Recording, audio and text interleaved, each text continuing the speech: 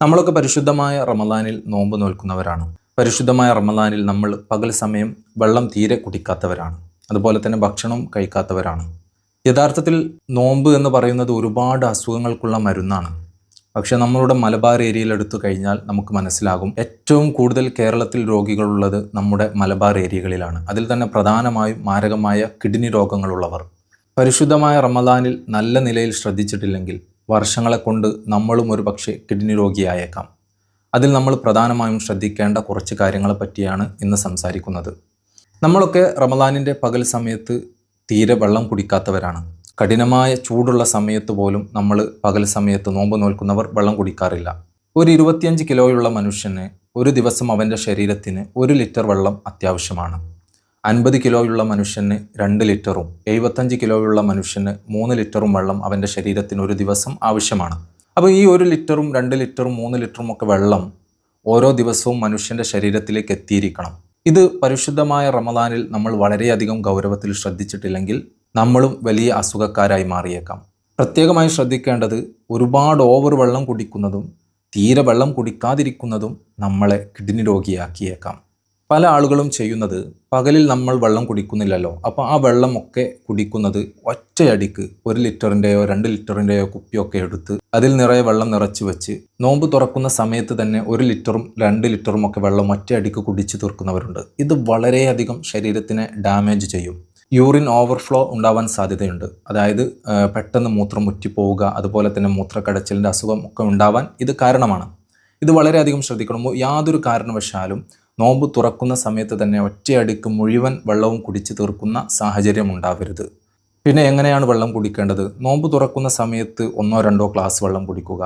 അത് കഴിഞ്ഞ് കുറച്ച് അല്പം ഒരു അരമണിക്കൂറോ 3/4 മണിക്കൂറോ കഴിഞ്ഞ് ഇശാ നമസ്കരിക്കാൻ പോകുന്നതിന് മുമ്പ് 1 ഗ്ലാസ് വെള്ളം കുടിക്കുക. അത് കഴിഞ്ഞ് തറാവീഹിൻ്റെ ഇടയിൽ നിങ്ങൾക്ക് കുപ്പിയിലൊക്കെ വെള്ളം കരുതി നമസ്കാരങ്ങൾക്കിടയിൽ അല്പാൽപ്പം കുടിക്കാൻ കഴിയുമെങ്കിൽ അങ്ങനെ കുടിക്കുക. അത് കഴിഞ്ഞ് തറാവീഹിന് ശേഷം 1 ഗ്ലാസ് കുടിക്കുക. പിന്നെ അത്താഴത്തിൻ്റെ സമയത്ത് കുടിക്കുക. ഇങ്ങനെയൊക്കെ അല്പാൽപമായി മാത്രമേ നിങ്ങൾ വെള്ളം കുടിക്കാവൂ. ഒറ്റയടിക്ക് നിങ്ങൾ വെള്ളം കുടിച്ചു കഴിഞ്ഞാൽ അത് നിങ്ങളുടെ കിഡ്നിയെ ഡാമേജ് ചെയ്യും. ഇത് വളരെയധികം നമ്മൾ ശ്രദ്ധിക്കണം. നമ്മുടെ വീടുകളിലൊക്കെ ഇത് നമ്മൾ പ്രാവർത്തികമാക്കണം. ഇല്ലെങ്കിൽ ഒരു പക്ഷേ നമ്മൾ ഇതൊക്കെ സൂക്ഷിക്കാത്തതിൻ്റെ പേരിൽ നാളെ ഖേദിക്കേണ്ടി വന്നേക്കാം. രണ്ടാമത്തെ കാര്യമെന്ന് പറയുന്നത്, തീരെ വെള്ളം കുടിക്കാത്തൊരവസ്ഥയാണ്. പല ആളുകളും നോമ്പ് തുറക്കുന്ന സമയത്ത് ഫ്രൂട്ട്സ് അതല്ലെങ്കിൽ ശീതളപാനീയങ്ങൾ, 1 ഗ്ലാസ് തണുത്ത വെള്ളമൊക്കെ കുടിച്ചു കഴിഞ്ഞാൽ തന്നെ അവൻ്റെ ദാഹം തീരും. പിന്നെ അവന് ദാഹമില്ല, പക്ഷെ അവൻ്റെ ശരീരത്തിന് ആവശ്യമായ വെള്ളം എത്തിയിട്ടില്ല. അങ്ങനെ എത്താതിരിക്കുന്ന സാഹചര്യത്തിലും ഒരു പക്ഷേ കിഡ്നി രോഗം വന്നേക്കാം. കിഡ്നി സംബന്ധമായ മൂത്ര സംബന്ധമായ അസുഖങ്ങളൊക്കെ സംഭവിച്ചേക്കാം. അപ്പോൾ ഇതും നമ്മൾ വളരെയധികം ശ്രദ്ധിക്കണം. നമ്മൾ പരമാവധി തണുത്ത വസ്തുക്കൾ ഒഴിവാക്കാൻ ശ്രമിക്കണം. തണുത്ത വെള്ളം കുടിക്കുന്നത് ഒഴിവാക്കാൻ ശ്രമിക്കണം. നമ്മളെപ്പോഴും പ്യുവറായിട്ടുള്ള വാട്ടർ കുടിക്കാൻ ശ്രമിക്കണം. പരമാവധി കിണറിൽ നിന്ന് മുക്കിയിട്ട് തന്നെ കുടിക്കാൻ ശ്രമിക്കുക. അങ്ങനെയുള്ളവർ, അതില്ലാത്തവർ പരമാവധി പച്ചവെള്ളം തന്നെ കുടിക്കാൻ ശ്രമിക്കണമെന്ന് ഓർമ്മപ്പെടുത്തുകയാണ്. നമ്മൾ തണുത്ത വെള്ളം കുടിച്ചു കഴിഞ്ഞാൽ നമ്മളുടെ കാലുവയറിലേക്ക് തണുത്ത വെള്ളമൊക്കെ എത്തുമ്പോൾ പലവിധ അസുഖങ്ങളും ഉണ്ടാവാൻ സാധ്യതയുണ്ട്. അപ്പോൾ പ്രത്യേകം ശ്രദ്ധിക്കേണ്ട ഒരു കാര്യം തന്നെയാണ് തീരെ വെള്ളം കുടിക്കാതിരിക്കുന്ന അവസ്ഥയും. ഈ ഒരു അവസ്ഥയിലും പലവിധ അസുഖങ്ങളും ഉണ്ടാവാൻ സാധ്യതയുണ്ട്.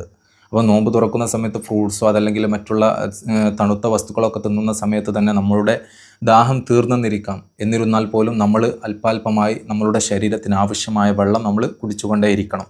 പിന്നെ നോമ്പ് തുറക്കുന്ന സമയത്ത് പ്രത്യേകിച്ചും മധുരമുള്ള സാധനങ്ങൾ, മധുരമുള്ള പാനീയങ്ങൾ ഒഴിവാക്കുന്നതാണ് ഏറ്റവും നല്ലത്. നമ്മളുടെ ശരീരത്തിലുള്ള ഞരമ്പുകളൊക്കെ തളർന്നു കിടക്കുന്ന സമയത്ത് നമ്മൾ പെട്ടെന്ന് മധുരമുള്ള വസ്തുക്കൾ കുടിച്ചു കഴിയുമ്പോൾ പെട്ടെന്ന് നമ്മളുടെ ശരീരത്തിലേക്ക് ആ മധുരം വലിച്ചെടുക്കുകയാണ്. നമ്മളുടെ ഞരമ്പുകളിലേക്ക്, നമ്മളുടെ രക്തങ്ങളിലേക്കുമൊക്കെ ആ മധുരമുള്ള പാനീയങ്ങളാണ് പെട്ടെന്ന് എത്തുന്നത്. അത് നമ്മൾ ഷുഗർ ഉണ്ടാക്കാൻ കാരണമാകുമെന്ന് ഓർമ്മപ്പെടുത്തുകയാണ്. അപ്പോൾ പരമാവധി പച്ചവെള്ളം, നമ്മളെ ഇസ്ലാം പഠിപ്പിക്കുന്നത്, മുത്തുനബി സല്ലല്ലാഹു അലൈഹി വസല്ലം തങ്ങൾ നമ്മെ പഠിപ്പിച്ചത് തന്നെ അതാണ്. നിങ്ങൾ ഈത്തപ്പഴം കൊണ്ട് നോമ്പ് മുറിക്കണം. ഈത്തപ്പഴം കഴിഞ്ഞാൽ പിന്നെ നിങ്ങൾ ഉപയോഗിക്കേണ്ടത് പച്ചവെള്ളമാണ്. അപ്പം ഏറ്റവും ശരീരത്തിന് ആവശ്യമായ ഘടകങ്ങളൊക്കെ അടങ്ങിയിരിക്കുന്നത് ഈ ഈത്തപ്പഴത്തിലും അതുപോലെ തന്നെ പച്ചവെള്ളത്തിലുമാണ്. ഇത് നമ്മളുടെ ശരീരത്തിലേക്ക് എത്തുമ്പോൾ തന്നെ നമ്മളുടെ ഞരമ്പുകളും അതുപോലെ തന്നെ ഉറങ്ങിക്കിടക്കുന്ന, തണുത്ത് കിടക്കുന്ന മറ്റെല്ലാ അവയവങ്ങളുമൊക്കെ ഉത്തേജിപ്പിക്കുകയാണ് ചെയ്യുന്നത്. ഈ ഉത്തേജനം നമ്മൾ അമിതമായ പഞ്ചസാര അടങ്ങിയ വസ്തുക്കളെ കൊണ്ടാണെങ്കിൽ അത് നമ്മളെ പ്രമേഹ രോഗിയാക്കിയേക്കാം. അതുകൊണ്ട് നമ്മൾ വളരെയധികം ഗൗരവത്തിൽ ശ്രദ്ധിക്കേണ്ട കുറച്ച് കാര്യങ്ങളാണിത്.